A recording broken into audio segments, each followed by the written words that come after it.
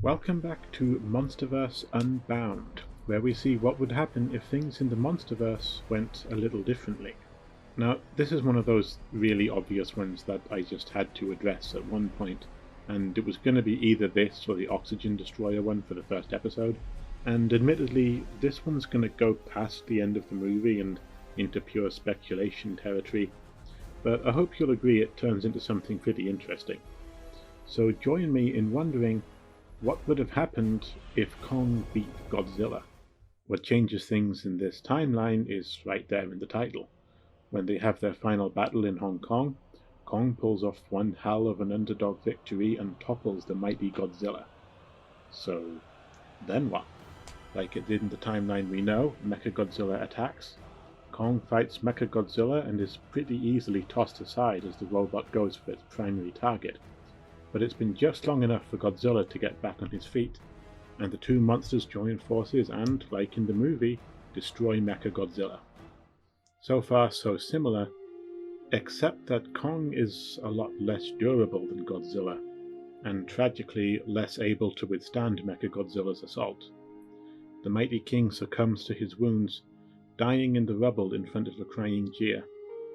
Godzilla looks over his fallen adversary with something that almost looks like respect, and finally heads back out to sea. But our story doesn't end there. In this timeline, Kong no longer becomes the ruler of the Hollow Earth, and that's where the real problems begin, because there's still a great big hole leading from the ancient throne room to the middle of Hong Kong. And those warbat creatures, they can fly. It starts maybe days after the battle, weeks at the most, as long as it takes for the warbats to find their way to the surface.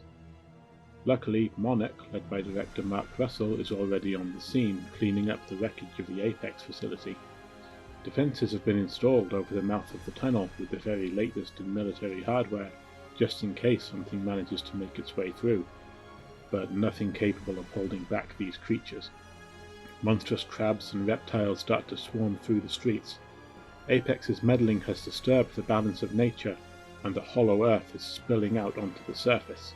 And when that balance is threatened, well, we all know what happens then. It's been days since anyone saw Godzilla, and as he battles the warbats throughout the city, his movements are sluggish and tired. He's still recovering his strength after his battles with Kong and Mechagodzilla, and the warbats can sense that vulnerability. Outnumbered and wounded, Godzilla hauls himself to the mouth of the tunnel and blasts the opening with every bit of strength he has left.